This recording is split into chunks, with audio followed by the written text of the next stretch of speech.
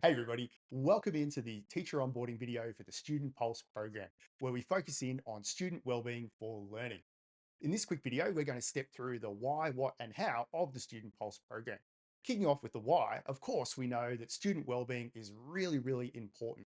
And when we look at student wellbeing, we can think about it in two ways. There's personal wellbeing, but also wellbeing for learning. Starting out with students' personal wellbeing, as you know, there's a host of things wrapped up here, including mental health, physical health, nutrition, social support, and a whole lot more. And when it comes to students' personal wellbeing, our students themselves, along with the help and support of their parents or caregivers, and even some experts they might hire, make decisions about their own personal well-being so that it can be the best it can be. Moving to the other side and thinking about well-being in a school context, this is actually a little bit different because this is all about well-being for learning, which is how confident and capable our students are in their learning. And there's four parts to this. It's about how confident they are that they can get their work done and completed on time. It's about how confident they are that they can achieve and get better each and every day. It's about how confident they are in their ability to ask questions and seek out help from teachers when they need to. And lastly, it's about how confident they are that they can keep themselves motivated and give themselves that little extra push when things get tough. And so the Student Pulse program is really designed to help boost our students' learning well-being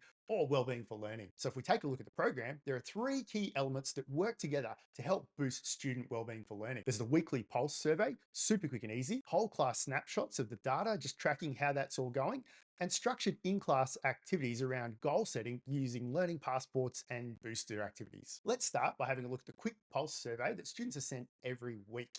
Students will find this in their email. It can be a great idea to encourage them to complete this when they're in their role class or in their pastoral care class. Completing the pulse is extremely simple. Students can do this by clicking on the link in their email and it'll open up the survey form. Then, as they read each of the four questions, they simply need to click and drag the slider to land on the score that reflects how they feel. To finish off, students just click submit and they're done for the week. And it really takes no more than 10 to 15 seconds to complete the whole process. With privacy in mind, it's really important to point out that individual student pulse results are entirely confidential, with only whole class data reported back to the school. This brings us on to our next element, which is our whole class snapshot, our data, and what it's used for, which is prompting in-class discussion. As you can see with the example scorecard, it's really clearly laid out, which makes it nice and easy for students to be able to discuss how are we going right now at the moment with our wellbeing for learning? Are we going up or are we going down from last time?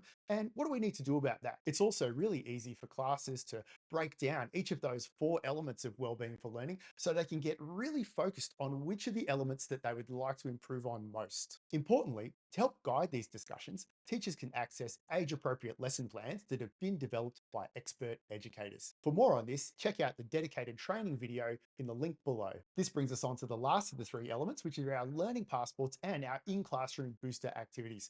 First up, learning passports. These are fantastic because whether our students use the physical passport or a digital version, they can set and reflect on their own learning for wellbeing goals. The other great resource is the 12 Classroom Booster Activity Book, and this is simply a collection of 10-minute activities that you can run in your classes around helping students boost their wellbeing for learning. You might like to run these activities as they are from the book, or if you don't have much time to prep, you could simply run the 2-minute clip and have Stacey lead the students through the activity, or simply use the boosters as inspo and come up with your own activities around improving wellbeing for learning. Outside of the classroom, you'll also have access to cohort level teaching and learning impact reports. These are a fantastic stimulus to prompt discussions in your teaching team meetings about how to boost student wellbeing for learning. So how the program works is that weekly students will be completing their pulse survey. Every other week or so, you'll be helping students to think through their own goals and set new ones in their learning passports and maybe do a booster activity or two. And then once a month, you'll be able to lead a really great discussion with the class on their wellbeing for learning by taking a look at their scorecard. So that's a quick explanation of the Student Pulse program. Thanks for tuning in, and thank you for everything that you do to maximize your students' wellbeing for learning.